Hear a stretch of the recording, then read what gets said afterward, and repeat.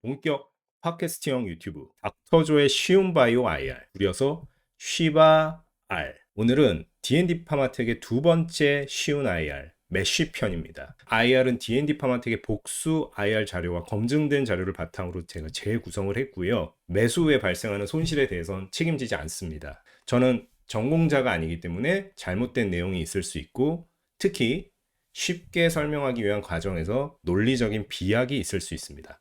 이 점 유의해 주세요. 진화나 영상이 나오고 나서 야, 됐고 그런 거 안다고 돈 버냐? 10배 갈 만한 종목이나 좀 알려줘. 제가 이렇게 여쭤보시는데 이제 거기에 대고 뭐 이렇게 이야기를 한 건 아니지만 마음의 소리로는 이렇게 얘기했습니다.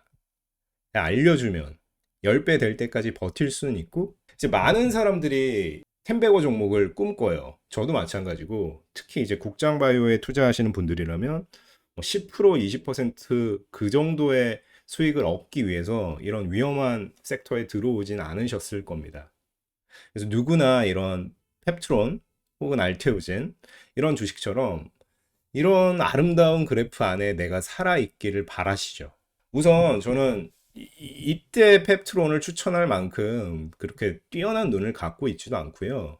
만약에 제가 작년 3월에 펩트론을 2만 원에서 추천을 했다고 한들 이런 그래프 과정을 다 버틸 수가 있었을까요? 쉽지 않았을 거라고 생각합니다. 그래프가 우상향할 때는 누구나 버틸 수 있어요. 회사를 믿고 이 회사는 좋은 회사다라고 말할 수 있지만, 갑자기 유상증자를 때려버린다든가, 아니면 갑자기 일라이 릴리가 다른 파트너와 계약을 한다든가, 이런 일이 벌어졌을 때 회사를 믿고 끝까지 주식을 홀드한다라는 건 생각만큼 쉬운 일이 아닙니다.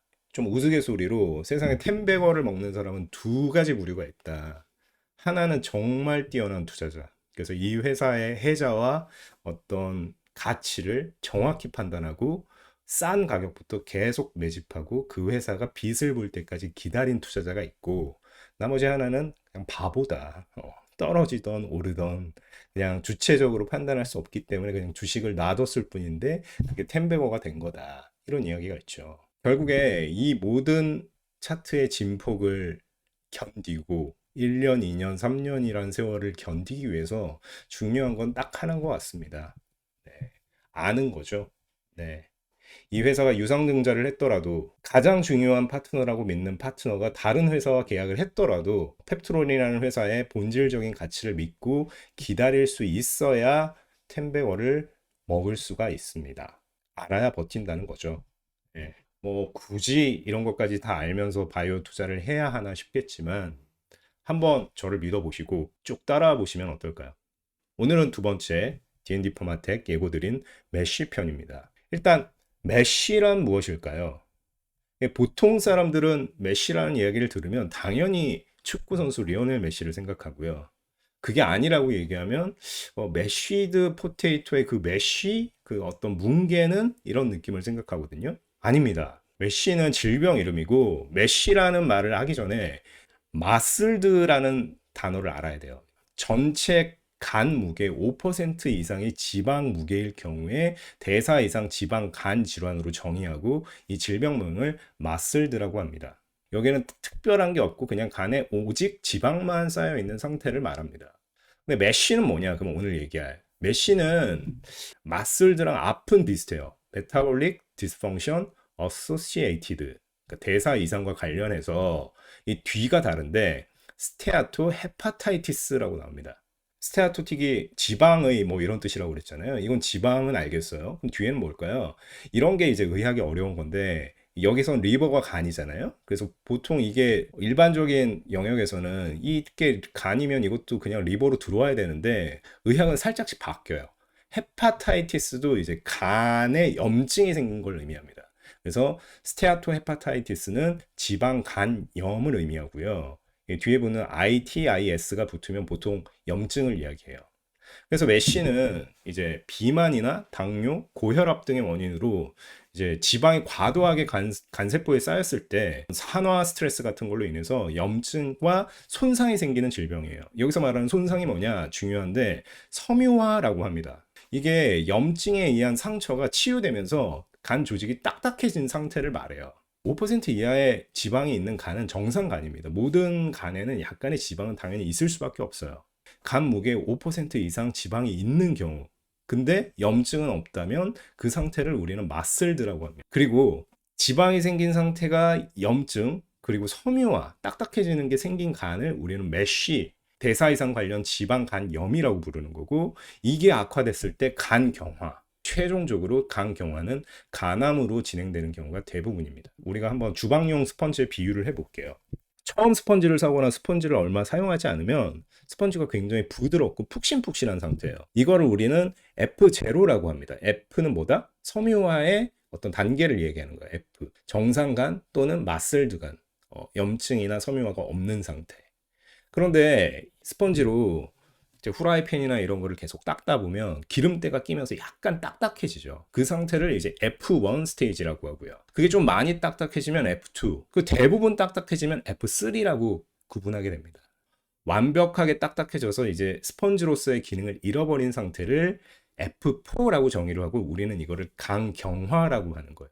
이것도 지금까지는 거의 불치병에 가까운 병인데요. 어쨌든 메쉬 약물이라는 거는 우리가 앞으로 살펴볼 D&D 파마텍의 DD01 같은 경우에는 GLP-1과 글루카곤의 이중작용제입니다. 이중작용제는 두 개의 스위치를 동시에 켜는 거고 GLP-1과 글루카곤을 동시에 켜는 약물이 D&D 파마텍의 약물입니다. 그럼 어떻게 하겠어요? 이 약물은 살 빼는 데 사용했었죠. 그래서 간에 있는 지방을 줄이고 지방이 주음으로 인해서 염증이 개선되고 섬유화를 개선시키는 그런 기전을 갖고 있습니다. 그림으로 한번 보면 정상적인 간이 있고요. 이제 간염이죠. 술을 많이 먹었을 때, 그리고 지금 우리가 다루는 알코올 원인이 아닌 대사 이상에 의해서 간염이 생길 수도 있어요. 여기에 이제 염증이 계속 생기고 그게 낫고 치유되고 하다 보면 간 군데군데가 딱딱해지게 되고 우리는 이걸 피브로시스, 섬유화라고 합니다. 이 밑에 있는 요거는 뭐 알록달록한 게 무슨 클림트 그림 같기도 하고 예쁜데 이거 되게 잘 봐주셔야 돼요. 파이브로 스캔이라고 하는 어떤 초음파로 이 간의 섬유화 정도를 측정하는 기술이거든요. 이게 엄청나게 중요해졌습니다. 자, 그럼 이제 D&D 파마텍의 메시 치료제 DD01로 바로 들어가 보겠습니다. IR 덱을 보실 때 결국에 이제 한 글자 한 글자 이제 대표와 C레벨들이 고민하면서 이 IR 덱을 썼단 말이죠. 가장 중요한 건 뭐 우리도 그렇지만 굵은 글씨 그리고 맨 처음에 나오는 이야기. 그래서 앞에 있는 이 문장을 읽어보겠습니다. GLP-1과 글루카곤의 비율이 최적화된 펩타이드에 패길레이션 적용을 통해 반감기를 증대했다. 그리고 서보두타이드라는 뭔가가 있나 봐요. 이거와 유사한 비율의 글루카곤 이중작용제인데 안전성이 개선됐다. 이 문장을 이해를 한다라는 게 말이 됩니까? 이건 이해를 하는 게 이상한 거예요. 그래서 바이오 투자하면서 나는 못 알아듣겠다, 이상한 것 같다, 내가 조금 머리가 나쁜가? 라고 생각하실 필요가 전혀 없는 게 그건 정상입니다. 하나하나 한번 풀어볼게요. 글루카곤 대비 GLP-1 비중이 높나 봐요. D&D 파마텍의 약물이. 여기 보니까 D&D 파마텍은 11대 1로 구성이 되어 있고요. 이 서보드타이드라는 베링거 인겔라임의 약물은 8대 1입니다. 근데 이건 저희가 지난번에 했죠. 보통 이제 비만 치료제에서의 이중작용제는 GLP-1과 GIP가 쓰이는데 이건 GLP-1과 글루카곤입니다. 글루카곤은 지방을 분해하는 기능을 한다라고 했어요. 그래서 요거를 두 개를 섞어서 쓴 게 이 두 회사의 공통적인 어떤 기전인데 D&D 파마텍은 11대 1로 이걸 썼고 베링거 인겔라임은 8대 1로 썼습니다. D&D 파마텍이 GLP-1을 더 세게 썼어요. 혈당 조절 효과가 동반이 가능하다라는 겁니다. 왜냐하면 글루카곤은 어쨌거나 인슐린과 반대되는 작용을 하잖아요. 근데 베링거 인겔라임 같은 경우에는 글루카곤 비율이 높단 말이죠. 8대 1과 11대 1이니까. 그렇기 때문에 D&D 파마텍이 혈당 조절에서 이것보다 좀 더 나은 점이 있다라는 거를 여기서 이야기한 거고요. 타겟이라는 얘기가 앞으로 뭐 어떤 종목을 가든 계속 나오는데 타겟은 그냥 쉽게 말해서 스위치라고 생각하시면 돼요. 어떤 스위치를 목표로 하냐. 이게 부엌 스위치를 켤 거냐, 거실을 켤 거냐, 뭐 안방을 켤 거냐, 이렇게 그냥 생각을 하시면 돼요. 그래서 타겟이 뭐다? GLP-1, 글루카곤 이중작용제다. 이중작용제가 뭐다? 두 개의 스위치를 동시에 켠다. 그리고 밑에 생전 진짜 거의 이제 화학공학과나 이제 이런 걸 공부한 사람이 아니면 생전 처음 들을 수 있는 얘기가 나와. 패길레이션이라는 말이 나와. 어떤 D&D 파마텍의 약물은 베링거 인글하임에 비해서 지지라를 쓴 이거에 비해서 패길레이션이라는 어떤 기술을 적용한 것 같고요. 최고 농도에 도달하는 시간, 그러니까 T가 타임이겠죠? 그리고 맥스는 최고일 거고, 약을 넣었을 때 그게 최고 농도까지 치는 시간이 DND 파마틱이 훨씬 더 길어요. 한 4배에서 5배 정도. 그리고 반감기라는 얘기가 나오는데 반감기도 DND 파마틱이 더 깁니다. 그리고 PTR, 이거는 최고 농도와 최저 약물 농도의 차이를 말하는 건데 DND 파마텍이 더 적어요. 서브두타이드의 경우에는 이제 최고 농도와 최저 농도를 차이가 2.28 정도라면 DND 파마텍은 1.31밖에 안 된다. 이 DND 파마텍 오늘 할 IR 장표 중에서 기술적인 면만 보면 가장 중요한 장표고, 사실 이 장표만 완벽하게 이해를 해도 뒤에 있는 내용을 어느 정도 이해를 할 수가 있습니다. 사실인지 한번 볼까요? 약물의 반감기가 길다라는 말 많이 들어보셨을 것 같은데, 바이오 투자자라면 이게 정확히 무슨 얘기일까요? 약물의 배설 단계에서 혈중 농도가 절반으로 줄어들 때까지 걸리는 시간을 말합니다. 최고 농도에서 절반으로 줄어드는 시간을 반감기라고 생각하거나, 아니면 약물을 투약하고 그게 절반으로 줄어드는 시간을 반감기라고 생각하는데 그게 아니에요. 그러니까 쉽게 얘기해서 우리가 왜 사우나에 모래시계가 있잖아요, 들어가면. 근데 이제 누군가가 사용을 하다가 어느 정도 남아있는 모래시계를 뒤로 돌리지 않습니까? 가득 찬 모래시계를 내가 거기서 한 번, 두 번, 세 번 이제 끝나고 나오기 위해서 완벽하게 밑으로 내려간 모래시계를 거꾸로 돌려서 그 모래시계가 내려가는 시간, 그 전체 모래 중에 절반이 걸리는 시간, 이거를 약물의 반감기라고 해요. 그리고 우리 몸은 급격한 변화를 싫어합니다. 계속 추우면 오히려 괜찮은데, 뭔가 이렇게 업다운이 심할 때 몸도 아프고 어디가 뭐 면역력도 떨어지고 그러잖아요. 그걸 이제 유식한 말로 항상성을 지키려고 한다라고 표현을 하거든요. 우리 몸은 급격한 변화를 싫어합니다. 근데 약물의 반감기가 길다라는 건 뭐냐면, 약물이 이렇게 어느 정도의 농도에 이르러서 배설을 할 때 급격하게 반감기가 떨어진다라고 하면 이 기울기가 되게 가파를 거예요. 팍 떨어져야 되니까. 반으로 떨어질 때까지 걸리는 시간이 굉장히 짧을 겁니다.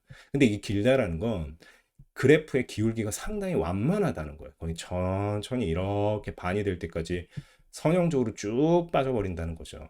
그래서 약물의 반감기가 길다라는 건 혈중 농도의 변화량이 작다라는 의미고, 뭐라고 그랬죠? 우리 몸은 변화를 싫어한다고 그랬죠.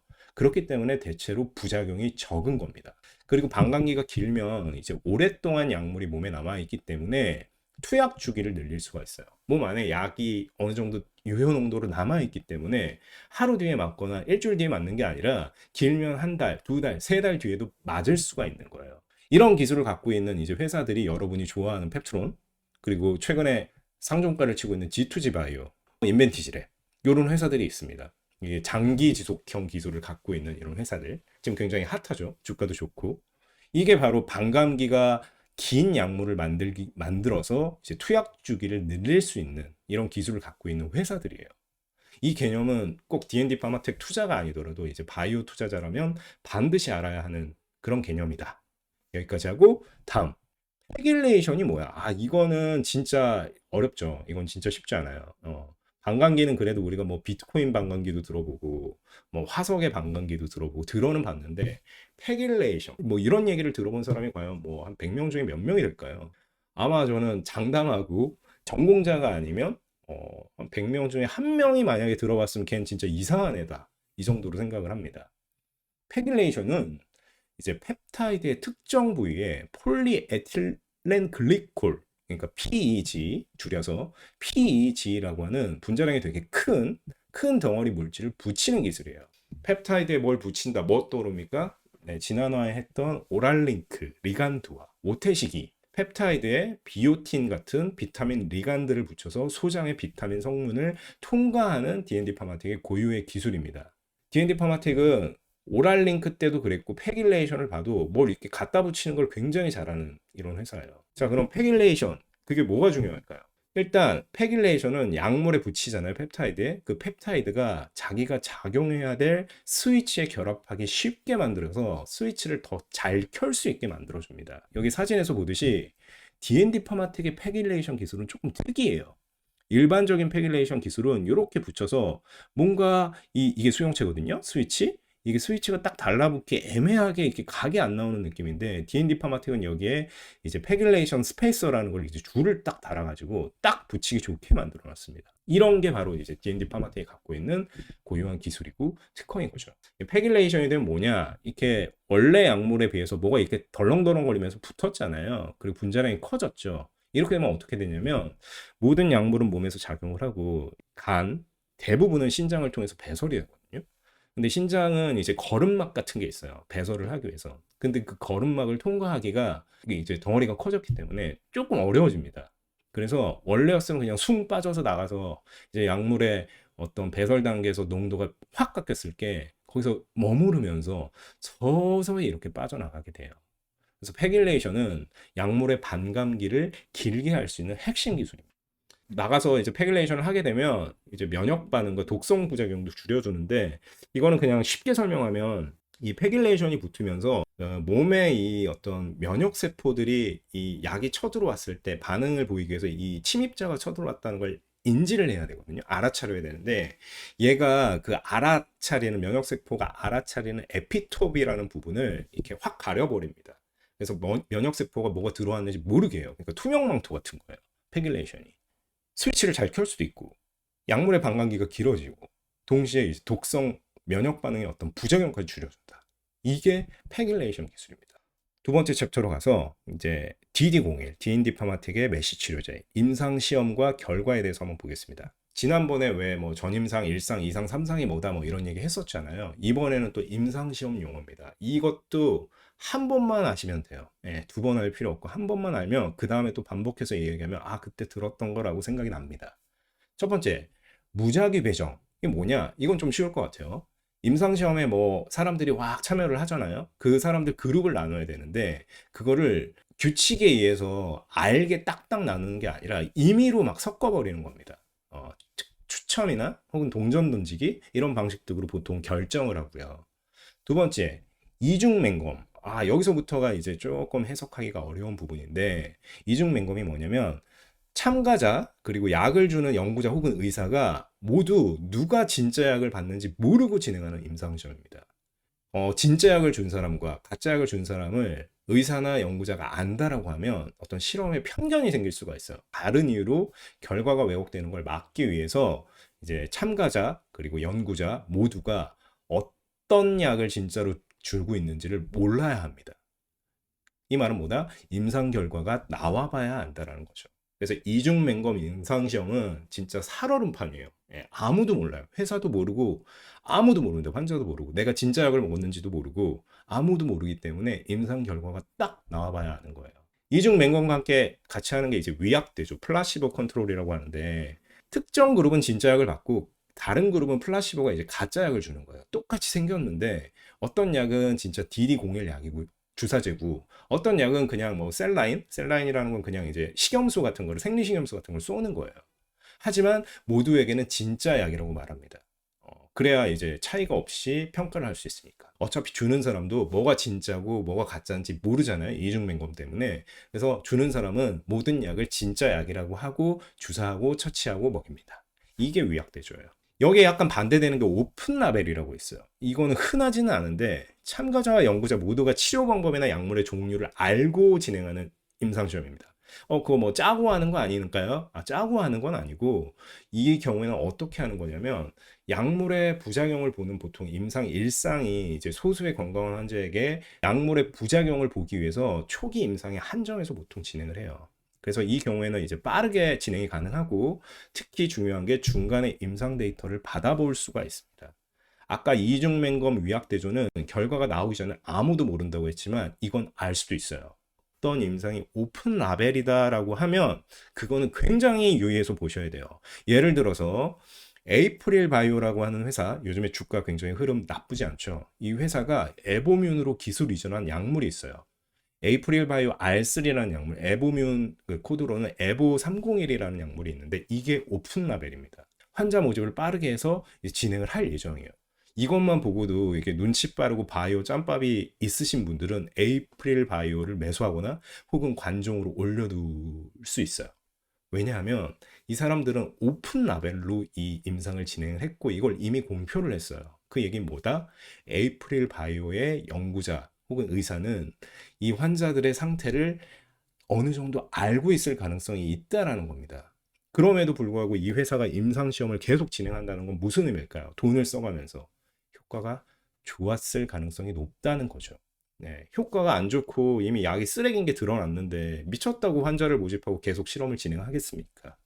그 말은 에이프릴 바이오의 에보 301은 굉장히 지금까지 효과가 좋고 앞으로도 효과가 좋을 가능성이 높겠구나. 이게 바로 이제 바이오 짬밥이 있는 분들의 의사결정이에요. 자, 마지막으로 이제 올과 컴플리터라고 나와 있는데 이제 분석군의 차이거든요. 올은 말 그대로 이제 임상시험에 참가한 모든 참가자를 말하는 거고요. 컴플리터는 임상시험에 참가했어도 모든 사람이 끝까지 하는 게 아니에요. 뭐 어떤 이유로든 끝까지 참여를 못하는 사람들이 생기게 됩니다. 올에서 이제 그런 사람들을 뺀 거를 임상시험을 끝까지 마친 참가자를 컴플리터라고 해요. 그래서 당연히 올 분석군의 결과가 대체로 안 좋게 나옵니다. 왜냐하면 중도 포기 참가자를 임상 실패한 사람으로 계산하기 때문이죠. 이거는 조금 앞에 거보다 훨씬 더 어려운 얘기인데 이제 DD01을 하려면 어쩔 수가 없어요. 알아두면 좋은 검사 방법과 데이터에 대해서 간단하게 설명을 드리겠습니다. 바이옵시, 조직 생검이라는 겁니다.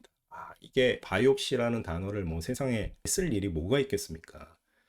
쉽게 말하면 이제 조직 검사라고 하면 조금 이해가 쉬우실 거예요. 환자의 몸에서 조직을 일부 실제로 떼어냅니다. 침습적이라는 표현을 하는데 주사기가 됐든 뭐 내시경이 됐든 뭐가 됐든 아니면 진짜 메스로 뭐 열고 들어가서 조직을 잘라내든 간에 신체에 물리적인 손상을 가하는 침습적인 방식으로 조직을 떼어내서 병리적인 검사를 하는 겁니다. 진단을 이제 최종적으로 확정할 때 사용하지만 전체 상태가 아닌 이제 국소적인 상태만 판단할 수 있다는 그런 단점이 있습니다. DD01 48주 프라이머리 엔드포인트 P 나왔죠? 지난번에 했던 어떤 임상시험이 목표로 하는 최종적인 목표를 평가하기 위한 최종적인 검사법입니다. 얼마 전까지 FDA 메시 임상 승인의 최종 검사법이었고 얼마 전까지가 아니라 지금도 최종 검사법이에요. 근데 얼마 전에 이제 엄청난 사건이 하나가 있었죠. 네, 그건 뒤에서 또 말씀드리도록 하겠습니다. 두 번째로 MRI PDFF 검사라는 게 있습니다. 이게 뭐냐면 MRI로 간 또는 조직에 얼마나 지방이 쌓여 있는지를 정량적으로 판단하는 검사예요. 이런 단어도 되게 어렵죠. 정량적이라는 말이 있는데 이건 뭐면 숫자로 표현할 수 있다는 뜻이에요. 반대말은 정성적, 숫자로 표현할 수 없는 거. 너는 나를 얼마나 사랑해 하면 정량적으로 이야기하면 한 68% 정도 사랑하는 것 같아. 이게 정량적이고요. 되게 사랑하는 것 같아. 이게 정성적이에요. 그래서 숫자로 표현할 수 있는 검사법이 MRI PDFF다. 당연히 이거 MRI 찍어보셔서 아시겠지만 뭐 찌르고 들어가거나 하는 게 아니잖아요. 그냥 쓱 들어갔다 나오면 되니까 비침습적이고 CT보다 MRI가 대체로 민감하게 측정이 가능합니다. 거의 MRI 검사는 이제 비침습적인 검사 중에서는 거의 케이스에 따라 다르긴 하지만 굉장히 이제 최종적인 끝판왕적인 검사라고 보시면 돼요. 그래서 DD01 12주 프라이머리 엔드포인트 평가를 위한 검사법이 MRI PDFF였습니다. 그리고 세 번째 MRE 검사. 이거는 저도 이제 메시 공부하면서 이 밑에 거는 처음 들어본 얘기들인데 이게 자기공명 탄성도 검사라고 해서 MRI로 간이나 장기의 단단함을 정량적으로 숫자로 측정하는 검사를 이야기합니다. 환자의 배에 이제 진동을 가해서 그 진동이 이제 조직을 통과하면서 생기는 어떤 변형 같은 거를 MRI로 영상하는. 근데 이거는 MRI로도 할 수 있고요. 초음파 기반인 파이브로 스캔이라는 걸로도 할 수 있는데 MRI가 이 파이브로 스캔보다 정확도와 재현성이 더 높습니다. 그래서 이거는 뭐냐면 쉽게 설명하면 테니스 공을 벽에 던지잖아요. 그러면 벽이 만약에 되게 딱딱한 벽이면 팡 던지면 팡 튕겨 나올 겁니다. 빠르게 튕겨 나오죠. 근데 만약에 이 벽이 뭐 콘크리트나 그런 게 아니라 흙인데 약간 뭐 비가 와가지고 약간 뭐 푹신푹신하다 이러면 테니스 공이 멀리 안 튀어나오잖아요. 느리게 튀어나오고 이 원리를 이용한 겁니다. 그다음에 ELP 스코어라는 것도 있는데 이제 혈액 검사로 여러 가지 혈액 검사를 얻은 세 가지 섬유와 관련 바이오마커를 조합해 간 섬유와 정도를 측정하는 검사. 그러니까 뭐 바이옵시를 하거나 MRI를 찍지 않고 간 섬유화가 어느 정도 진행되는지를 측정하는 혈액 검사예요. 그리고 마지막으로 이제 프로시3라고 있는데 이제 사명 콜라겐이라고 하거든요. 이제 사명 콜라겐의 전구체가 프로시3인데 이게 간의 섬유화가 진행될 때 주로 증가해요. 그래서 이 수치가 만약에 낮아지면 간 섬유화가 이제 감소하고 있는 상태고 높아지면 증가하고 있는 상태로 이해하시면 됩니다. 이게 제가 말한 파이브로스캔 검사법입니다. MRI 검사법은 아니고요. 클림트 그런 색깔처럼 이렇게 예쁘게 나오는데 이렇게 파랗게 나오는 부분은 간이 말랑말랑해서 뭔가를 파동을 쐈을 때 느리게 튕겨져 나올 때 이런 색으로 표시가 됐고 빨갛게 나오는 거는 여기가 어디가 딱딱해져 있다는 거예요. 그래서 빠르게 튕겨 나온다는 거예요. 여기 보이시죠? F1 쭉쭉쭉쭉 F4 새거 스폰지 상태 딱딱해서 아예 사용할 수 없는 간경화 상태의 상태 점점 일로 갈수록 딱딱해지는 거고 불그스름한 것들이 이제 메쉬가 진행될수록 높게 나오는 겁니다. 이게 어려워요. 예, 저도 이거를 다시 하고 정리를 하면서 느끼는 건데 바이오 투자는 진짜 어렵습니다. 바이오 뭐 별거 아닌데 나 그거에서 항상 벌었는데 이렇게 말하는 사람을 멀리해야 돼요. 예, 바이오는 쉽다고 할 수가 절대 없고요. 이거는 제가 학교 다닐 때도 이렇게 공부를 안 했어요. 수의학 공부가 저랑 살짝 안 맞았던 이유는 저는 되게 이렇게 재밌고 이렇게 약간 창조적인 걸 좋아하는 사람인데 기본적으로 바이오, 의학 이런 공부는 어느 정도의 암기가 필수예요. 이거는 내가 이렇게 하고 싶어서 이렇게 하는 게 아니라 누가 이런 검사법을 정해 놓은 거예요. 그래서 이게 이렇게 됐을 때 어떻게 되고 그 기전이 어떻게 되고 하는 거를 어느 정도는 달달달달 외워야 됩니다. 혹시 듣고 계신 부모님 계실 거고 자녀분이 계실 수도 있는데 의대를 많이 가고 싶어 하잖아요. 근데 가는 것도 중요하지만 자녀가 거기 가서 이제 좋은 성적을 기록해서 좋은 과에 가고 좀 행복한 삶을 살려면 암기력이 좋아야 되고 그 암기하는 걸 좋아해야 됩니다. 왜냐하면 그냥 고등학교 때 암기하는 수준이 아니라 이런 어마무시한 것들을 거의 뭐 매일 달달달달 외우면서 일주일에 한 번씩 일주일에 한 번이 뭐야 2, 3일에 한 번씩 계속 시험을 보고 그거를 이제 학부, 인턴, 레지던트 포함해서 11년 동안 해야 되는 거예요. 웬만한 사람이 이제 할 수 있는 게 아니다. 근데 우리는 바이오 주식에 투자를 하고 있다. 대단하십니다. 파이팅 하고 넘어가시죠. 자, 메쉬 치료제 DD01에 이게 뭐죠?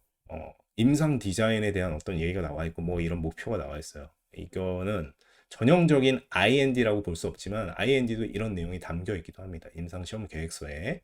여기 보면 12주차의 1차 평가 지표, 지방간을 측정을 했고요. 48주차의 조직 생검을 확인하는 디자인입니다. 목적, 마슬드와 메쉬 환자 총 67명을 대상으로 합니다. 마슬드는 염증이나 섬유화가 없는 간의 무게 5% 이상의 지방을 갖고 있는 환자를 이야기하고 메쉬는 이제 염증과 섬유화가 진행된 환자를 이야기합니다.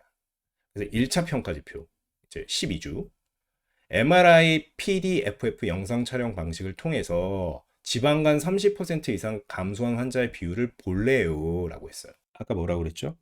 MRI PDFF 검사가 뭐라고요? 여기 뒤에 나와 있네요. MRI로 간에 얼마나 지방이 쌓여 있는지 정량적으로 판단하는 검사. 이 검사를 하겠다라는 겁니다. 그리고 2차 48주 마지막 최종적인 이상 어떤 성공 여부를 하기 위해서는 조직 생검을 통해서 이제 투여하기 전 대비해서 메쉬 해소 및 섬유화 개선 정도를 확인하겠다라는 겁니다. 간을 실제로 어떤 긴 바늘 같은 걸로 푹 들어가서 간까지 들어간 다음에 그거를 쪽 집어가지고 나와가지고 현미경이나 병리학적으로 분석을 하겠다라는 겁니다. 이 밑에 보면 또 되게 중요한 내용이 나오는데 무작위 배정으로 했고요. 이중 맹검으로 했고요. 위약대조로 했어요. 무슨 얘기? 무작위로 조를 나눴고 어떤 약이 진짜 약, 가짜 약인지 모르고 어떤 사람한테는 진짜 약을 주고 어떤 사람한테는 가짜 약을 줬다는 겁니다. 근데 연구자나 실험에 참가하는 사람 모두 내가 진짜 약인지 가짜 약인지 모른다라는 이야기예요. 그리고 일주일에 한 번 주사를 했고요. 총 48주 동안 투여하는 실험입니다. 근데 여기 나와 있는 이 부분이 되게 중요해요. 용량 점증요법. 굉장히 어렵죠. 뒤에 보면 이제 타이트레이션. 이게 되게 중요한데 이게 뭐냐면 용량을 서서히 높인다라는 거예요. 48주 중에 처음 2주 일주일에 한 번 맞으니까 두 번 맞을 때까지는 20mg으로 주고요. 이후 46주는 40mg 최고 농도로 주겠다라는 거예요. 처음 2주는 조금 살살 주고 나머지 46주는 풀로 주겠다라는 거예요. 이게 D&D 파마텍이 자랑하는 타이트레이션이에요. 이게 왜 중요하냐면 여기 보면 D&D 파마텍은 2주만 이렇게 조금 주고 쭉 세게 주잖아요. 근데 아까 말한 서브드 타이드 이거는 조금 일주일 주고 또 일주일 주고 조금씩 올려가요. 그리고 24주가 돼서야 이제 풀 도조로 주게 됩니다. 이게 무슨 얘기냐? 약을 준다라고 생각을 해봐요. 쉽게. 우리가 빨리 낫고 싶으면 당연히 용량을 제일 세게 맞을 거잖아요. 근데 그렇게 하지 않습니다. 왜? 부작용 때문에. 우리 몸은 변화가 없는 걸 좋아합니다. 근데 약물의 투여 용량을 너무 빠르게 올리게 되면 부작용이 나타나요. 뭐 구토, 설사, 메스꺼움, 기타 등등 여러 가지 부작용이 나타날 수 있어요. 근데 반대로 이제 서브드타이드처럼 용량을 이렇게 너무 천천히 올리면 약효가 나타나기까지 좀 시간이 오래 걸려요. 당연하죠. 용량이 낮으니까. 그럼 베스트 케이스는 뭐냐? 어떤 약을 빠르게 주고 싶어요. 마음 같아서는. 근데 부작용이 걱정이 되잖아요. 근데 D&D 파마텍이 그렇게 할 수 있는 이유는 약을 주사를 했을 때 그 주사가 몸에 퍼져서 최고 농도에 이르는 시간이 느리다는 겁니다. 그래서 약이 팍 들어가는 게 아니라 이렇게 들어가기 때문에 몸이 안 놀라는 거예요. 항상성이 유지가 되는 거지. 그래서 Tmax가 긴 게 D&D 파마텍의 이약이고 반감기가 길기 때문에 들어가서도 서서히 꺾이기 때문에 이 약을 다시 주입을 해도 이 몸이 특별히 놀라지가 않는 거예요. D&D 파마텍의 타이트레이션이 왜 중요하냐? 부작용이 없이 빠르게 약효를 볼 수 있기 때문입니다. 이런 얘기를 하는 분이 있었어요. 아, 님들 제가 초치려고 그러는 건 아니고 누가 봐도 이제 초치려는 것 같죠. 예. DD01 임상 말이죠. 이제 메시 환자로만 진행한 거 맞아요? 내가 보니까 이거 마슬드 환자로 모집한 것 같던데? 아니 메시 약물 검사한다면서 F1 지방간에 잘 들어서 뭘 어디다 쓰려고 그래요? 크크크크크크. 이분 말이 맞나요?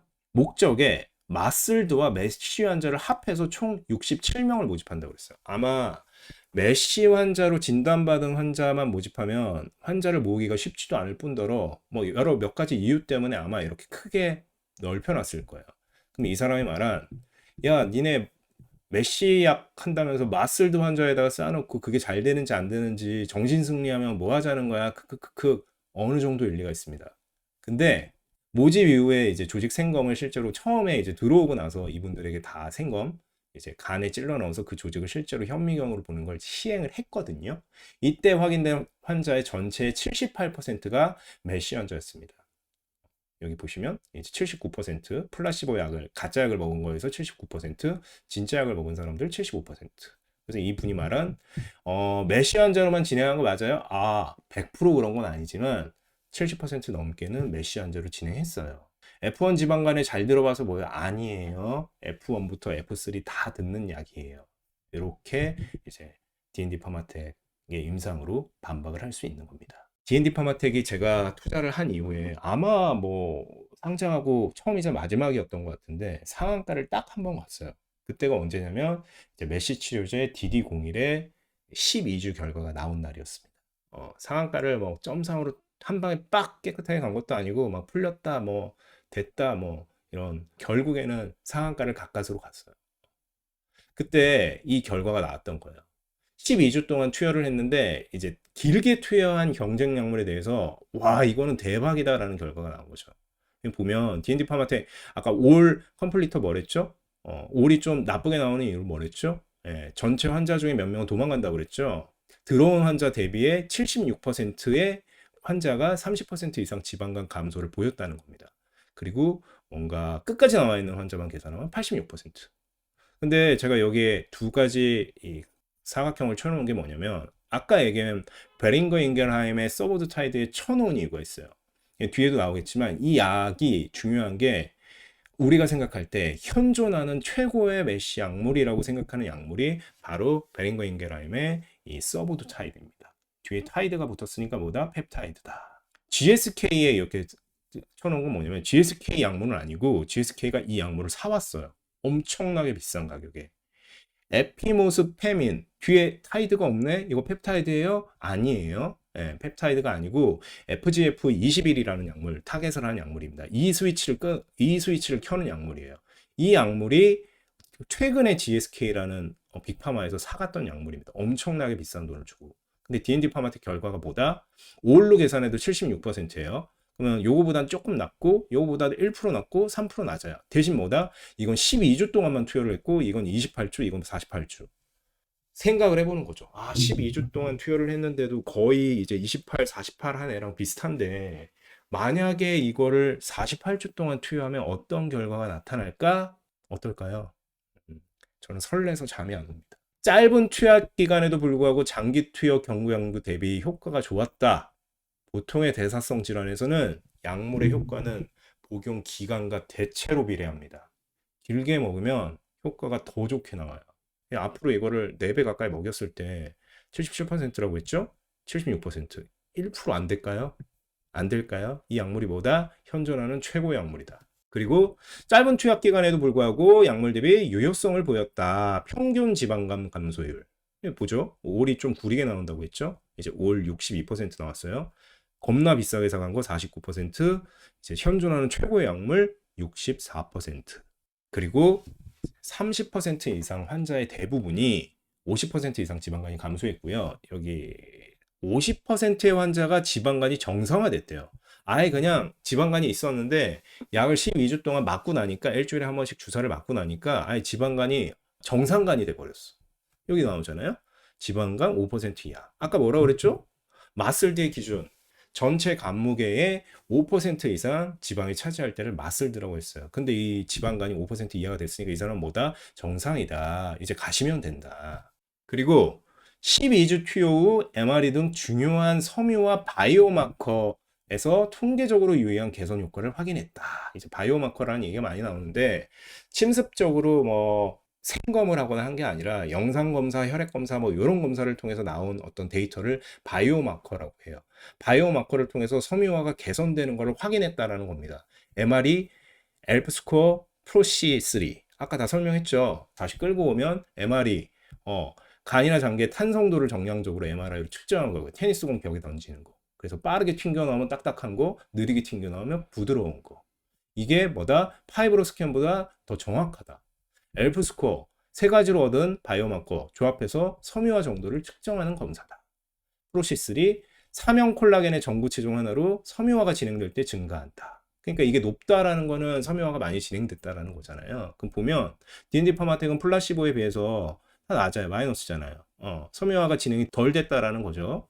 마찬가지 이 스코어도 낮고요. 마찬가지 MRE로 이제 탄성도를 측정해 보니까 굉장히 느리게 튀어나왔다라는 거예요. 닥터 마젠 박사라고 있습니다. 이제 닥터 이제 마젠 이 분이 뭐냐면 메쉬계 고트예요. 고트. 역대 최강의 어떤 메쉬 스페셜리스트 중에 한 명인데 이 분이 D&D 파마텍 DD01의 어떤 고문 역할을 자문 역할을 해주고 계시거든요. 이분은 D&D 파마텍만 해주는 게 아니라 메쉬 약물을 개발했던 다른 회사 것도 봤었고 굉장히 이제 권위 있는 분이에요. 우리 상한가 칠 때 결과가 이제 30% 이상 지방 감소 비율이 이렇게 나왔다라고 이제 전화를 했을 거 아닙니까? 마젠 박사한테 기뻐서 그때 닥터 마젠이 이렇게 얘기한 거야. 헤이 슬기 MR이랑 프로C3 수치 좀 알려줘. 그래서 알려줬더니 그레이트 하다라고 이야기를 했다라는 겁니다. 닥터 마젠 같은 이런 사람은 이 수치를 굉장히 중요하게 보고 있다라는 거예요. 이 수치에 따라서 최종 결과 나아가서 임상 3상 메쉬 약물이 되느냐 마느냐가 어느 정도 이 수치를 보면 알 수 있다라는 거죠. 근데 뭐 아시는 분은 아시겠지만 원래 우리가 얘기했을 때 12주의 결과 한번 보고 48주의 최종적인 결과 이상 결과 보기로 했잖아요. D&D 파마텍에서 24주 바이오마커도 공개할 예정이고 빠르면 며칠 이내, 느리면 몇 주 이내에 나올 겁니다. 왜 그럴까요? 임상 시험할 때 24주는 본다고도 안 했고 안 봐도 아무 상관없는데 왜 24주에 바이오마커를 굳이 몇억 원의 돈을 들여서 검사해서 그거를 공시할까요? 저라면 만에 하나라도 결과가 안 좋을 거라는 생각이 들면 굳이 그런 모험을 안 할 것 같아요. 자, 메쉬 치료제의 어떤 장점입니다. 글루카곤 비율이 높은 GLP-1, GCG 2종 작용제 대비 뛰어난 혈당 조절 효과를 가진다. D&D 파마텍이 몇 대 몇이었죠? 11대 1, 서브드타이드 8대 1. 그렇기 때문에 뭐다? GLP-1이 더 많이 들어가 있잖아요. 그럼 뭡니까? 혈당 조절 효과가 당연히 뛰어나죠. 인슐린을 분비하잖아요. 근데 글루카곤은 인슐린과 반대되는 작용을 하니까. 이 이야기입니다. 그래서 당화혈색소라는 건 이제 헤모글로빈에 포도당이 붙은 정도, 어렵죠. 그냥 됐고, 평균 혈당을 반영하는 수치예요. 이게 낮으면 되게 좋은 거예요. 가짜 약에 비해서. 그냥 더 훨씬 낮게 나왔죠. 이게 이제 경쟁 약물 대비인데, 이제 당화혈색소 감소 효과 비율, 그러니까 혈당이 얼마나 떨어지느냐를 보면, 이제 요런 약물에 비해서는 훨씬 더 효과가 좋죠. 근데 요 두 약물은 효과가 조금 나쁠 수밖에 없어요. 이게 뭐예요? 트리즈? 이게 뭐지? 터제파타이드. GLP-1과 GIP 이중작용제, 일라이릴리 제품. GIP는 뭐예요? 인슐린 분비를 촉진시켜주는 역할을 해요. 그래서 뭐라고 그랬죠? 신라면에 계란을 풀었다라고 했죠. 그래서 이렇게 인슐린을 복합적으로 증가를 시키기 때문에 당화혈색소나 이런 혈당 조절은 이게 좋을 수밖에 없어요. 근데 저는 되게 놀랍게 보는 게 이 세마글루타이드, 노보노디스크의 이 세마글루타이드가 마이너스 1.08인데 D&D 파마텍이 1.03이에요. 세마글루타이드가 뭐죠? GLP-1 싱글 작용제입니다. 그러니까 얘는 글루카곤이 안 들었어요. 근데 글루카곤이 무슨 역할을 한다고 그랬어요? 혈당을 높이는 역할을 한다고 그랬잖아요. 근데 GLP-1이 그걸 상쇄시킨다고 했잖아요. D&D 파마텍은 글루카곤이 11대 1이지만 어쨌거나 들었음에도 불구하고 안 든 세마글루타이드와 비교했을 때 대동소이한 혈당 조절 효과를 보인다라는 겁니다. 이게 뭐다? 이 회사가 펩타이드를 다루는 거는 우리나라에서 저희가 제일 잘해요 라고 말할 수 있는 자신감이다. 굉장히 어려운 겁니다. 이렇게 하기. 예, 글루카곤을 넣었는데 차이가 없어요. 거의. 짧은 용량 점증 기간, 이게 뭐다? 타이트레이션. 한 방에 빡 올리면 부작용, 천천히 올리면 약효가 안 들어. 근데 어떤 기술을 써서 처음에만 조금 하고 빡 올려도 부작용이 없어. 타이트레이션을 썼음에도 불구하고 부작용이 적다라는 걸 확인했다라는 거예요. 가장 흔한 이상 반응은 GLP-1 계열에서 흔하게 관찰되는 오심구토, 뭐 마운자로 맞고 위고비 맞아도 이런 건 나타납니다. 근데 이제 이상 반응으로 중단된 환자는 3명에 불과했고요.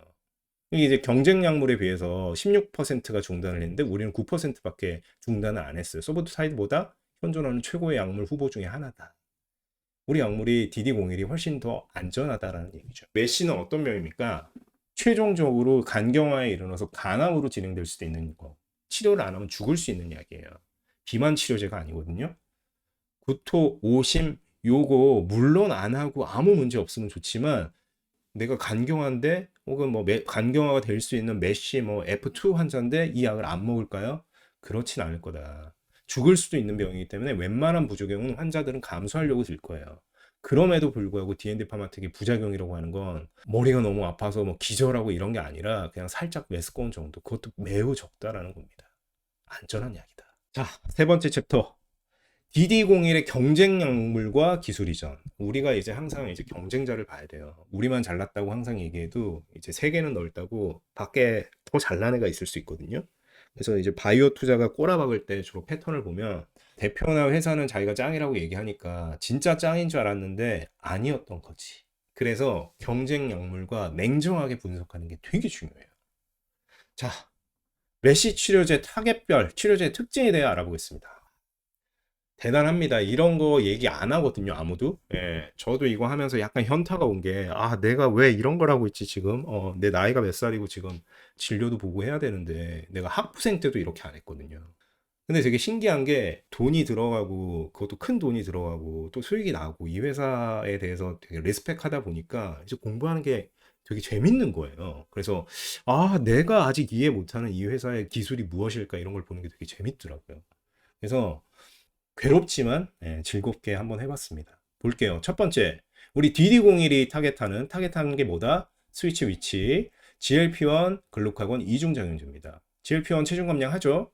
글루카곤 쓰는 이유, 혈당을 높임에도 불구하고 지방을 분해한다고 했어요. 그래서 이 두 개를 같이 섞어서 글루카곤이 파라고 그랬죠, 그때. 그래서 라면에 파를 섞은 거를 해서 간에 지방을 제거해요. 그래서 2차적으로 지방을 제거하니까 이제 염증이 덜 생기고 염증이 덜 생기니까 섬유화가 개선되는 그런 2차적인 작용을 노리는 약물입니다. 그럼 아니 뭐 메시 이중작용제 뭐 많지 않나요? 딴 회사도 아까 서보드타이드도 뭐 8대 1이긴 하지만 같이 쓰고 했는데 뭐 이렇게 얘기했잖아요. 맞아요. GLP-1 글루카곤 쓴다고 해서 그 약효가 똑같이 나타나지 않습니다. 우리가 생각해 보세요. 라면에 파를 얼마에 넣느냐에 따라서 이제 효능 차이가 확 달라요. 맛이 차이가 다르다고요. 파를 막 뭐 야, 이게 뭐 라면이야, 뭐 팥국이야, 이렇게 얘기할 수 있는 거고, 파를 안 넣으면, 야, 이게 넣은 거야? 뭐 이런 얘기를 할 수도 있는 거잖아요. 그게 회사의 노하우입니다. 그래서 이거를 어떤 비율로 어떻게 섞느냐에 따라서 이제 효능 차이가 나타난다. 밑에서 얘기할 FGF21, 아까 잠깐 얘기했는데 겁나 비싸게 팔린 거, 이거에 비해서 체중 감량, 혈당 감소 효과가 더 뛰어나다. 당연하죠. GLP-1의 핵심 작용이니까. 좀 친다 하는 분들이 이런 질문을 할 수 있어요. 뭐 끝판왕 있잖아, 끝판왕. 계란이랑 파 같이 넣은 거. 그거 메시 치료제로 쓰면 안 돼? 레타트로타이드 쓰면 안 돼? 왜 안 쓰냐? GIP가 원래 기능 중에 세포 수준에서 지방 축적할 가능성이 존재해요. 특히나 간세포에서. 그럼 GIP를 비율 잘못 쳐서 잘못 썼다간 지방을 없애서 섬유화를 없애는 게 궁극적인 목표인데 오히려 지방을 늘릴 가능성이 있어서 GIP는 현재 쓰지 않습니다. 두 번째로 FGF21, 피브로블라스트 그로스 팩터 21, 섬유화 세포 성장인자 21 작용제. 요런 것까지 알기 시작하면 저희는 이제 의대를 가야 돼요. 그냥 차라리 의전원을 다시 가는 게, 의전원 없어졌나요? 수능을 다시 보는 게 나을 수도 있으니까 이런 걸 하나하나 아는 것까지는 좀 우리가 패스하고요. 이게 왜 중요하냐면 GSK가 아까 사간 약물이에요. 그것도 얼마에? 겁나 비싸게 2.8조 원에 사갔어요. 업프론트가 1.8조. 약이 망해도 돌려주지 않고 이 보스턴 파마슈티컬스라는 곳에서 사갔는데 이 회사 대표는 1.8조를 그냥 끝 돌려달라는 얘기 안 해요. 자기들 겁니다. 얼마나 GSK가 큰 확신을 가졌으면 이 약을 가져갔을까요? 그래서 보는 거예요. FGF21은 간, 지방, 췌장 등에 존재하는 대사조절 호르몬이에요. 그래서 염증을 억제하고 에너지 대사에 관여합니다. 혈당 조절이나 지방 분해를 하기도 하는데 GLP-1보다 못해요. 그래서 GLP-1보다 좋은 점이라고, 이중작용제보다 좋은 점이라고 하는 뭐냐면 간에 직접적으로 작용해서 염증성 사이토카인의 신호 전달을 억제합니다. 어렵다. 쉽게 얘기해서 간세포의 염증을 줄여요. 그래서 섬유화를 직접적으로 치료해요. 이게 FGF21.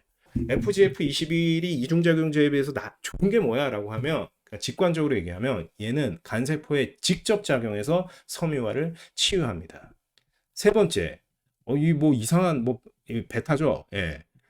사이로이드 호르몬 리셉터 베타 작용제. 갑상선 호르몬 수용체 베타 작용제. 네, 쉽게 한번 갈게요. 위고비가 신속 승인됐어요. 얼마 전에. 그래서 메시 약물이, 원래 허가 약물이 마드리갈이라는 회사에, 이거 미국 상장합니다. 그래서 투자하실 수도 있어요. 마드리갈이라는 회사에 레즈디프라라는 약물이 있는데 이제는 위고비도 신속 승인이 돼서 2개 약물이에요. 근데 위고비가 승인되기 전에 유일한 게 레즈디프라였고 이게 THR 베타 작용제였습니다. 이게 뭐냐면 간세포에 갑상선 호르몬 수용체가 있나 봐요. 여기에 이 스위치를 켜서 간의 지방을 줄이는 거예요. 갑상선 호르몬 혹시 보시면은 주변에 갑상선 호르몬 항진증, 그러니까 갑상선 호르몬이 일반적인 사람보다 많이 나오는 병을 가진 사람을 본 적이 있으신지 모르겠는데 그분들 엄청나게 말랐습니다. 대사작용이랑 지방 콜레스테롤 대사가 엄청나게 강하기 때문에 밥을 많이 먹고 막 하더라도 살이 계속 빠져요. 이거를 인위적으로 작용해주는 약이 THR 베타. 그리고 옛날에 딱 하나 있었던 게 승인된 약물이었던 레즈디프라. 여기까지 보시면 됩니다. 이걸 왜 보나요? 왜 보겠습니까? 좀 쉽게 보려고 보는 거죠. 뒤에 가면 이런 게 막 튀어나오는데 여기 보세요. 이런 거 막 나와요. 이걸 안 보고 뒤에 가면 어떻게 한다? 포기한다. IR을 보고 투자를 하니 재료랑 차트 보고 눌림목에서 들어가는 거지. 이러면 어떻게 된다? 패가 망신한다. 알아야 돼요. 우리 DD01 효과적인 지방간을 제거해서 베스트 인 클래스 메시 치료제의 가능성을 확인했다. 지금까지 최고 뭐라고 그랬죠? 여기 나오는 요 서보드타이드. 얘가 강력한 후보 중에 하나라고 했잖아요. 그 베스트 인 클래스 메시 치료제 가능성을 확인했다라는 거고 이제 세마글루타이드. 원래는 요것만 승인 약물이었는데 요것까지 승인 약물이 됐죠. 지방간 감소 비율 쫙 보고 나면 이제 75.8, 서브드파이드가 76.9지만 뭐다? 훨씬 더 길게 맞았다. 바이오 투자 하시다 보면 베스트 인 클래스, 퍼스트 인 클래스 이런 말이 나오는데 그냥 쉽게 설명하면 인 클래스, 그냥 클래스 교실 안에 처음 본 애가 있는 거야. 퍼스트 인 클래스. 뭐예요? 전학생이잖아요. 어떤 질환에 처음 시도되는 기전의 약물입니다. 이걸 그냥 전학생이라고 합시다, 우리. 전학생이고, 베인클은 뭐야? 줄여서 베스트 인 클래스 베인클. 어떤 질환에서 최고의 약효를 가진 약물이야. 누구예요? 학교 짱. 예. 그래서 지금의 메시 약물의 학교 짱은 뭐다? 유력한 후보가 이제 서브두타이드예요. 이미 이제 시판 나가 있는 우리 형님들이 있지만, 이 졸업한 분들이 있지만, 사람들은 수근수근 거리고 있어요. 야, 서브두타이드가 졸업만 하면 그 두 선배들은 그냥 끝날 것 같아. 걔 장난 아니야. 이러고 있는 거예요. 얘 베인클이다. 수근수근. 거기에 우리 D&D 파마텍 DD01이 튀어나온 겁니다. 퍼인클은 아니죠. 똑같은 이제 타겟을 썼으니까. 근데 베스트 인 클래스, 야, 쟤 처음 보는데 우리 반에 있었던 애인데 뭐 장난 아니라는 얘기가 있다. 제가 이런 얘기가 수근수근 들리기 시작하는 거예요. 자, 요 그래프는 뭐냐면 12주차의 높은 지방간 감소율을 보고 마지막으로 이제 우리가 48주차에 생검을 하잖아요. 근데 요 그래프는 지방간 감소와 생검 간의 상관관계예요. 이미 이제 레즈디프라는 FDA 허가를 받았잖아요. 이 사람들이 했던 거의 그래프예요. 보면 요게 섬유화예요. 최종적으로 우리가 목표로 하는 건 섬유화, 이 회색선인데, 이 회색선이 섬유화가 개선되는 속도가 상당히 느립니다. 염증에 비해서. 그 얘기는 뭐다?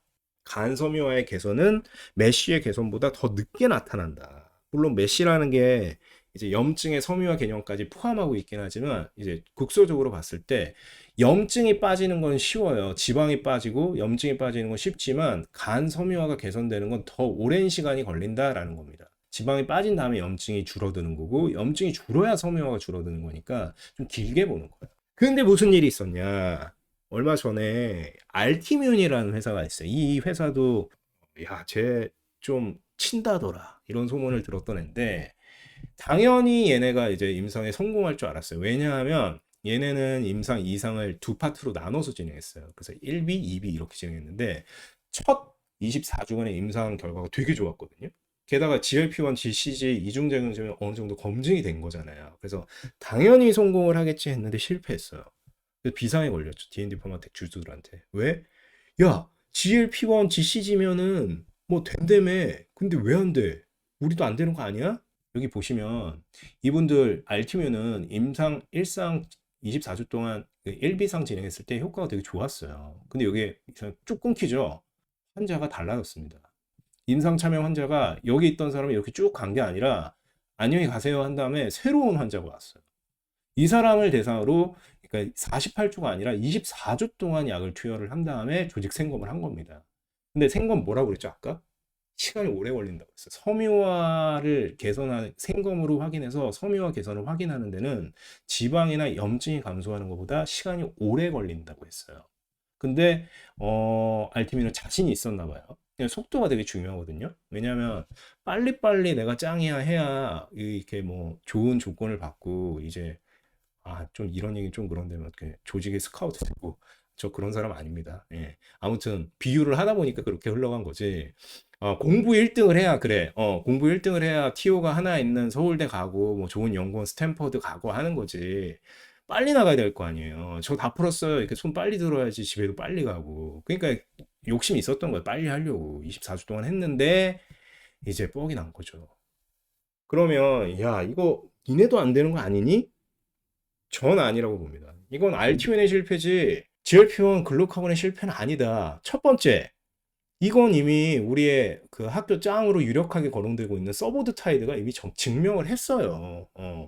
이 메쉬의 효능은, 서보드타이드는 이제 삼상하고 있는 약물이잖아요. 이미 증명이 된 상태고, 알티민 약물이 조금 특이하게 GLP-1과 글루카곤 혼합 비율이 1대1이었습니다. D&D 파마텍 11대1, 서보드타이드 8대1인데 무슨 깡따구였는지 1대1로 설계를 했어요. 요거 살짝 파를 너무 많이 넣은 거예요. 라면에다가. 완전히 다르고, 끝으로 가장 결정적으로 임상 환자가 쭉 같이 갔어야 되는데 중간에 돌아가고 새로운 환자가 오면서 24주 동안만 투여하고 너무 욕심을 내서 확인을 했다라는 거죠. 그래서 실패했다. 이건 너의 실패지 나의 실패가 아니야. 이렇게 저희끼리 분석을 하고, 괜찮아, 이 정도는 하고 이제 아무 일 없이 지나갔고, 실제로 뭐 주가도 이때 큰 영향은 없었습니다. 오히려 더 좋다. 왜냐하면 알티미는 경쟁자였잖아. 얘가 만약에 잘 됐으면 얘가 뭐 서울대 티오 하나 먹는 거고 스탠포드 티오 하나 먹는 건데 얘가 나락 가서 뭐 저 밑으로 빠져버리면 하나 티오 살아 있으니까 나한테는 좋은 거 아니냐. 이런 식으로 해서 오히려 좀 좋았던 기억이 나요. 게다가 FDA 발 대호재가 나옵니다. 며칠 전에. 생검 대신 피부로 스캔. 이게 뭐냐? 빨간 줄친 부분 보면 이제 일부러 제가 영어로 긁어왔어요. 영어도 못하면서 이제 FDA 기사를 이제 공신력 있게 갖고 오려고 보면 억셉트 했대요. 어떤 간섬유화나 이런 거에 메쉬 질병에 대해서 측정하는 방법을 중등도 고등도의 섬유화해서 이거를 측정하는 엔드포인트를 측정하는 방법으로 기존에는 바이옵시를 했잖아요. 근데 이거를 트랜지언트 엘라스토그래피로 측정할 수 있게 바꾸는 거를 고려하겠다. 근데 여기에 밑에 보면 엘라이릴리 베링거인게라임 노보노디스크 뭡니까? 노보노디스크, 세마글루타이드, 메쉬 약물 이번에 가속 승인 받은 약물, 베링거인게라임 뭡니까? 서보드타이드, 학교장, 엘라일리 뭡니까? 뭐 전통의 강자 그리고 이제 터제파타이드를 갖고 있는 얘네들이 환영의 메시지를 보냈다라는 거야. 서포트. 이 말은 뭐다? 호재다. FDA는 왜 이런 결정을 했을까? 일단 이게 뭐냐면 트랜지언트 엘라스토그래피. 씨. 이게 뭐냐면 아까 제가 말한 파이브로 스캔이에요. 초음파를 이용해서 공을 벽에다가 퉁 던진 다음에 이 탄력파가 피부를 통과해서 변환기를 통해 방출되고 돌아온 초음파의 이동 속도를 측정하는 겁니다. 아까 제가 말한 것처럼. 근데 아까 MRI는 뭐다? MRI로 측정을 한 거고 이거는 초음파로 측정을 한 거예요. 그래서 요거는 통증이 없고 비침습적이고 쉽고 빠른 검사가 가능하고 5분 만에 결과를 얻을 수 있대요. 생검은 뭐다? 조직 뗀 다음에 실험실 보내야 돼요. 그게 결과가 나올 때까지 얼마 걸릴지 모릅니다. 근데 파이브로 스캔은 금방 나온다. FDA는 왜 이런 결정을 내렸을까? 왜 이게 대호재일까? 왜 일라이릴리, 베링거 인겔하임, 노보노디스크는 저희도 그 결정에 환영합니다. 생검 안 하시고 파이브로 스캔 쓰기로 한 거 너무 잘하신 것 같습니다라는 얘기를 왜 했을까요? 이 세 회사는 약 팔려고 하는 거죠. 약 팔려는데 FDA가 승인을 받아야 되는데 그 생검이라는 게 쉽지가 않아요. 일단 진단의 정확성은 생검, 바이옵시가 가장 정확하긴 합니다. 실제로 저도 이제 조직 검사 같은 걸 할 때도 있고 여러분도 혹시 뭐 어떤 뭐 암이나 이런 검사를 받거나 아니면 좀 긴가민가 하는 거를 이제 검사할 때 초음파로도 보고 뭐 하지만 결국에는 최종적으로 의사가 조직 검사 결과가 나오면 다시 오세요라고 하잖아요. 왜냐면 그 조직을 떼서 실제로 직접 보기 때문에 조직 중에 일부 뭐 이상한 걸 뗄 수 있고 멀쩡한 거를 뗄 수 있고 해서 오차가 있을 수 있다라고 하지만 보편적으로 생각할 때 생검이 가장 정확성이 높은 방법인 건 맞습니다. 그래서 바이옵시가 가장 정확하고 그 다음에 많은 경우에 MRI가 가장 정확하다라고 했죠. 네, 끝으로 가면 이제 파이브로 스캔입니다. 이게 초음파니까요. 음. 근데 이제 편의성은 뭐냐면 파이브로 스캔이 압도적으로 뛰어나요. 이건 5분 만에 끝난다라고 했죠. 이 5분이면 우리 이 MRI가 이제 MRI로 검사하는 거잖아요. MRI 해보셨으면 아시겠지만 그 굴 안으로 들어가야 됩니다. 예. 그거 막 뭐 반지 빼세요, 뭐 귀걸이 빼세요. 왜 시계는 왜 차셨어요? 이런 얘기 막 하면서 그거 하는 데만도 5분이 넘어요. 편의성은 압도적으로 파이브로 스캔이 뛰어나다. 바이옵시는 뭐 말하면 뭐합니까? 이거는 간을 이렇게 쑤시고 들어와가지고 조직을 떼내가지고 현미경 조직학적으로 검사를 해야 돼요. 이거는 환자가 떼내고 집에 가지도 못하고 한 몇 시간 동안은 침상에 입원은 하는 게 이제 프로토콜이에요. FDA는 기존에는 이제 생검을 진행하던 거를 요걸로 바꾸려고 하는 거잖아요. 그죠? 제일 정확하고 조금 어려웠던 검사 방식을 정확성은 조금 떨어지지만 빠르고 편하게 할 수 있는 방식으로 바꾸려고 한다고요. 왜요? FDA가 평가 기준, 그 검사의 어떤 방법, 그거를 조금 완화할 만큼 이 메쉬라는 질병을 중요한 질병으로 보고 메쉬 약물을 중요한 약물로 보고 있다라는 겁니다. 그래서 이렇게 바뀌게 되면 임상 속도가 당연히 빨라지죠. 왜냐면 파이브로 스캔 5분이면 끝나잖아요. 그리고 비용도 감소합니다. 바이옵시가 가장 비싸고 이건 싸거든요. 그것뿐입니까? 바이옵시 그러니까 생검한다라고 하면 저희 메시 저희 약물 이거 임상시험 할 건데 들어갈 때 1주차에 생검 한번 할 거고요. 생검이 뭐예요? 아, 배에다가 그냥 요만한 거 그냥 찔러가지고 간 떼가지고 제 간을 떼서 나온다고요? 안 할래요. 이러거든요. 환자를 모집하기가 정말 어려워요. 이런 침습적인 검사는. 근데 요걸 안 하고 아, 초음파 살짝 대고 5분이면 끝나요. 아, 저 할래요. 이렇게 되는 거죠. 그러니까 환자 모집 속도가 빨라지고 편의성도 좋아지기 때문에 임상 속도가 빨라지고 비용도 감소합니다. 이렇게 되면 뭐다? FDA 약물이 앞으로 훨씬 더 많아질 가능성이 있어요. 임상이 빠르고 비용이 감소하니까 많은 사람들이 할 거고 FDA도 이 약물을 중요한 약물로 보고 어쨌거나 관심을 갖고 있으니까 약물을 빠르게 승인해 줄 가능성이 있습니다. 노보디스크 위고비처럼 가속 승인을 해주는 거죠. 그럼 뭐예요? 약이 많아져요. 약물 시장이 훨씬 커지겠죠. 그렇게 되면 어떻게 됩니까? 약물을 가진 회사의 가치가 높아질 것이다. 그 중에서도 DD01, 서보드타이드 이런 학교장, 교실장에 도전할 수 있는 이런 약을 가진 사람들의 가치는 엄청나게 높아질 것이다. 그래서 이날 D&D 파마틱 주가가 많이 올랐죠. 이게 엊그제였나요? 뭐 한 3일 전이었나요? 지난주에. 자, 다 왔습니다. 이제 DD01에 이래서 DD01 메시 치료제에 대해서 어느 정도 봤어요. 효과 좋아. 잘 듣네. 부작용도 없어. 너무 좋네. 남은 건 뭡니까? D&D 파마텍이 DD01 이제 임상 2상 성공하고 3상 성공해서 신약 만들어서 전 세계적으로 이제 몇 조짜리 시장으로 직접 팔까요? 그런 선택을 할 가능성은 매우 낮습니다. 알았죠? 신약 개발은 엄청나게 많은 돈이 필요하고 리스크가 너무 크기 때문에 일반적인 한국의 제약사에서 진행하는 거는 불가능에 가깝습니다. 그리고 이슬기 대표님도 누누이 이제 1년 전부터 DD01 이상 결과가 잘 나오면 기술 이전에 빠르게 들어가겠다라고 공표를 해둔 상태예요. 그러면 남은 거는 뭐다? 기술 이전. 어프론트 피, 마일스톤, 로열티 받고 좋은 대감집에 좋은 가격 받고 우리 약물 잘 키워주세요 하고 넘기는 그 과정이 남았습니다. 아까 GSK 이야기했죠. FGF21 그 어려운 얘기를 한 이유가 뭐다? 너무너무 비싸게 이 회사 약물이 GSK가 사갔다. 총 계약 규모가 2빌리언 달러. 얼마입니까? 이 빌리언 대체 뭡니까 이거? 1400 곱하면 2.8조 원입니다. 계약금. 돌려주지 않아도 상관없는 돈이 마일스톤보다 오히려 계약금이 더 커요. GSK가 이 약물이 된다고 거의 100% 확신했던 것 같아요. 그래서 갖고 간 거예요. 물론 얘네는 약간 차이는 있어요. D&D 파마텍은 지금 48주 결과가 안 나온 상태잖아요. 근데 지금 기술 이전을 추진하고 있거든요. JP 모건을 내세워서.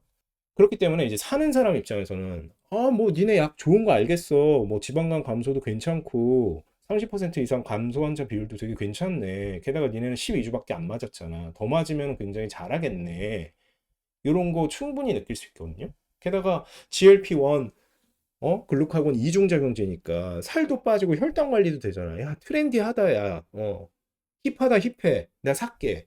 이렇게 생각할 수 있지만, 말했듯이 최종적인 생검이라던가 이런 결과가 없는 상태잖아요. 그럼 어떤 얘기가 나옵니까? 빅파마가 48주 생검 결과를 까기 전에 그거 사가겠니? 그 불확실한 거? 돈 많이 주고 사갔다가 그거 뻥 나면 어쩌려고 걔네가 그걸 사가겠니? 정신 차려라고 하는 사람들이 있어요. 아니요. 저는 사갈 거라고 생각합니다. 세 가지 이유에서. 첫 번째, 베인클 가능성 높은 약물입니다. 학교 짱이 될 수 있는 약물이에요. 가능성이 높아요. 물론 서브드타이드랑 마지막에 붙어본 건 아니지만 지금 막 공부하고 있는 페이스로 봐서는 얘가 다음 모의고사에서 이길 가능성이 되게 높아 보여요. 얘 놓치면 남이 사갑니다. 연애라든가 뭐 여러 가지가 있잖아요. 좋은 사람 살짝 고민하고 지금인가 했다가 조금 한 2, 3일 고민하면 바로 다른 사람이 채가는 거예요. 예. 그렇기 때문에 빅파마는 아마도 DD01을 사갈 겁니다. 생검 결과를 보기 전에. FDA 제도 변경이 있었죠. 3상 성공 가능성이 높아졌습니다. 임상 빨라지고 비용도 적어지고 이 간을 직접 끄집어내서 조직학적으로 분석해서 병리학적으로 보는 거는 혹시라도의 변수가 있을 수가 있어요. 근데 MRE 검사를 이미 D&D 파마텍은 통과를 했고요. 바뀐 파이브로 스캔은 MRE 검사보다 정확성이 오히려 떨어지는 검사입니다. MRE 검사가 더 정확하고 더 빡센 검사예요. 근데 이거를 이미 유의성을 확보한 게 D&D 파마텍의 약물입니다. MR이 더 어려운 시험을 통과했던 애가 2차 함수, 3차 함수 푸는 애가 인수분해를 실패할까요? 저는 그럴 가능성은 굉장히 낮다라고 보고 삼상 성공 가능성도 매우 높아졌다고 보고 있어요. 이거를 빅파마도 알겠죠. 당연히 사가려고 할 겁니다. 그리고 마지막, 지금 사면 물론 비싸죠. 네, 우리 D&D 파마텍 이슬기 대표님이 유니클로 흑백 프린팅 이렇게 준다고 그렇게 없는 사람이 아니에요. 그냥 그런데 신경을 안 쓸 뿐이에요. 그렇다고 그분이 뭐 포부가 없고 꿈이 없겠습니까? 뭐 호구겠어요? 아니에요. 야, 우리 약물이 베스트 인 클래스에 가까운 약물인데 왜 우리가 그런 헐값에 팔아? 야, 우리 대리인도 되게 센 애로 하자. JP 모건, 제로 해, 제. 이게 이슬기 대표님의 포지션이거든요. 그럼 뭐예요? 당연히 지금 사면 좀 비싸죠. 그래도 지금 사야 됩니다. 왜? 나중에 사면 엄청나게 비싸거든요. 요거는 우리가 이제 뭐 명품이나 이런 한정판 생각하시면 돼요. 네, 비싸죠, 당연히. 아, 이게 뭐 이렇게 비싸? 콜라보라고 이렇게 비쌀 이유가 있나? 안 사잖아요? 네, 크림에서 2배, 3배 값 주고 사야 됩니다. 네. 그렇기 때문에 저는 빅파마가 생검 결과 까기 전에 높은 확률로 올해 안에 DD01을 비싼 값으로 사갈 수 있다고 생각합니다. 지금까지 드러난 회사의 에러 관련 입장입니다. 1번. 임상 3상의 준비 시간이 필요하기 때문에 빠른 에로를 선호한다 회사는 그로스 리서치라는 유튜브에서 이슬기 대표님이 직접 한 말입니다. 우리는 뭐 좋은 조건도 좋지만 약이 빠르게 나와서 환자들을 구할 수 있기를 바라는데 임상 3상까지 준비하는 시간이 필요하기 때문에 빠르게 우리 약물을 사가는 빅파마를 선호한다. 그러니까 빠르게 에로를 하고 싶다는 얘기가 있었고요. 반면 최근 기사에는 이런 게 나왔어요. 연말까지 에로를 목표로 하지만 시점은 내년 초가 될 수도 있다. 이런 기사를 보면 마음이 철렁하죠. 왜? 아, 생각보다 이게 쉽지가 않나 보다. 근데 전 그렇게 생각하지 않습니다. 이게 한두 푼 하는 게 아니잖아요. 몇 조가 왔다 갔다 할 수 있고, 대한민국 신기록을 세울 수 있는 기술 이전 규모인데, 빅파마가 이거를 뭐 아무리 뭐 급하고 아무리 얘가 합격장 될 것 같다고 하더라도 확확 사갈 수 없을 수도 있어요. 약간의 시간이 더 필요할 수 있고 고민을 해야 될 수 있거든요. 근데 이걸 회사 입장에서 100% 오래 합니다. 이렇게 얘기를 하면 너무 위험해요. 오래 안 나오면 주가가 떡락할 위험이 있습니다. 그리고 회사의 신뢰도가 떨어져요. 야, 니네 오래 한대더니 어떻게 올해 뭐 며칠 안 남았는데 뭐가 없다? 양치기 소년처럼 될 수 있기 때문에 저의 생각은 이런 기사 인터뷰 내용 혹은 이런 기사는 올해 내로 확정해서 위험을 감수할 필요가 없다라는 전략적인 판단이었을 거라고 생각합니다. 여기까지 이제 길게 D&D 파마텍 메시 치료제 DD01에 대해서 2편으로 IR을 한번 분석을 해봤고요.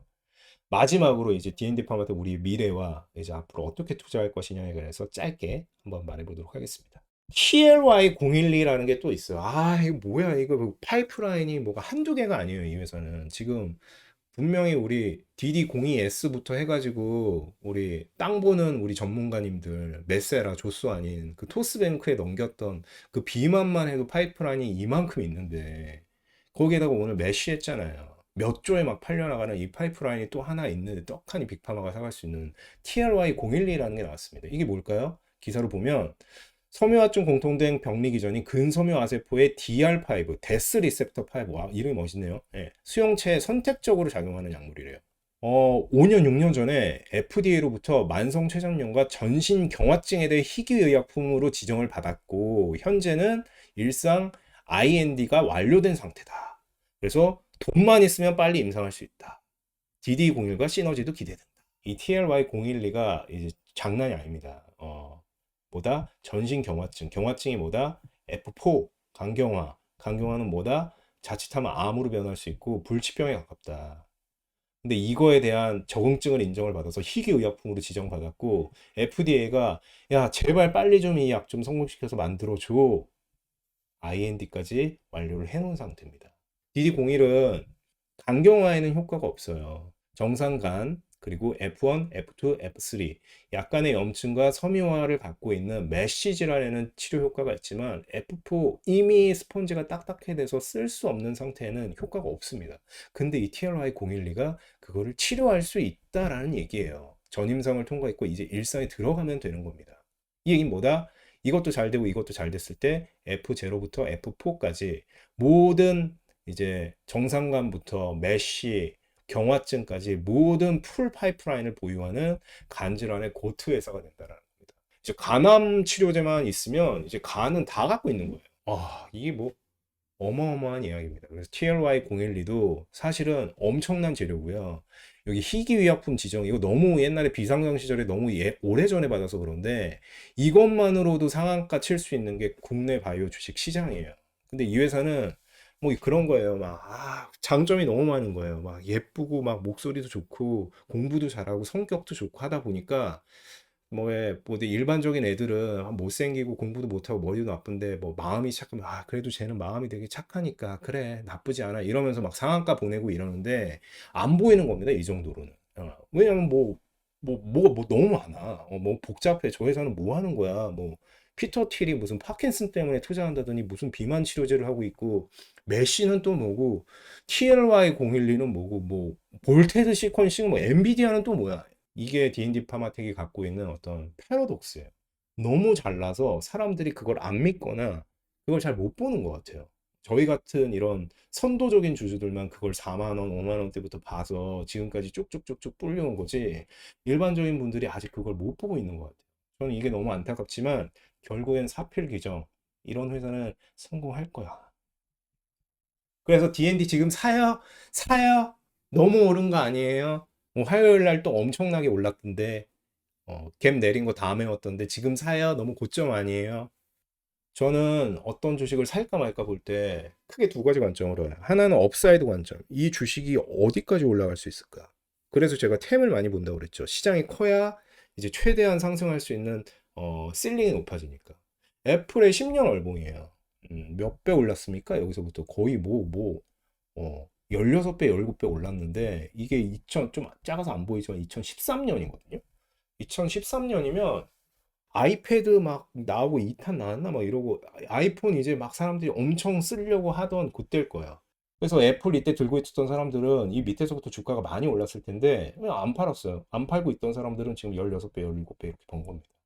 그러니까 이미 많이 올랐다고 해도 더 올라갈 산이 보이면 이 주식은 살 수 있는 거다. 그리고 홀드할 수 있는 거다. 이게 업사이드 관점에서 이제 의사 선택을 결정하는 거고 또 하나는 우리가 피어 그룹을 보는 겁니다. 우리랑 비슷한 회사가 얼마지? 아니면 나랑 관련돼 있는 회사가 얼마지? 메세라 이제 세 달 일봉을 들고 왔어요. D&D 파마텍 비만을 다 넘겨서 이제 비만 치료제 시장을 경고제를 위시한 이걸 정복해 보겠다는 이제 기획형 바이오. 이 메세라의 지금 시총이 얼마냐면 37억 달러 정도예요. 이게 얼마인가요? 한 5조, 6조 정도 되네요. 이 회사가 지금 6조예요. D&D 파마텍이 지금 1.5조, 6조고요. 1.5조고요. 물론 뭐 영국 회사 것도 사가고 고유의 기술이 있어서 훌륭한 분들이 해나가는 건 있지만 D&D 파마텍 거 홀라당 갖고 가셔가지고 6조 하는데 이 보물을 준 사람이 1.5조인 게 말이 됩니까? 그리고 1.5조는 이 사람이 이것만 있어요? 아니잖아요. 메쉬 있죠. TLY012 있죠. 파킨슨 아직 완전히 끝난 거 아니에요. 거기에 자회사, 관계사 있죠. 펩타이드 한국에서 제일 잘하죠. 이 회사가 1.5조고 이 메세라가 지금 어디 매각이 된 것도 아니고 고점도 아닌데 6조인데 이게 D&D 파마텍이 너무 많이 올랐어. 이거 너무 비싸서 사면 안 돼.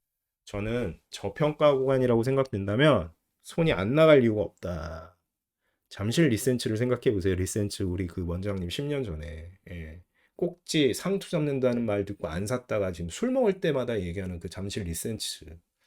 2015년에 잠실 리센트 아파트를 팔 거야? 2017년에 아파트 값이 너무 많이 올랐다고 와, 나 부자 된 것 같아 해가지고 압구정 현대 아파트를 그때 팔 거야? 지금 얼만데? 안 팔았으면 얼만데? D&D 파마텍은 그런 관점에서 한번 들여다볼 필요는 있는 것 같습니다. 저는 그렇게 생각해요. 고생 많이 하셨고요. D&D 파마텍 주주 여러분도 계시겠지만 D&D 파마텍을 안 갖고 계신 분도 이거를 보고 계실 수도 있어요. 아니, 저는 올릭스 갖고 있거든요. 저는 에이프릴 바이오 갖고 있어요.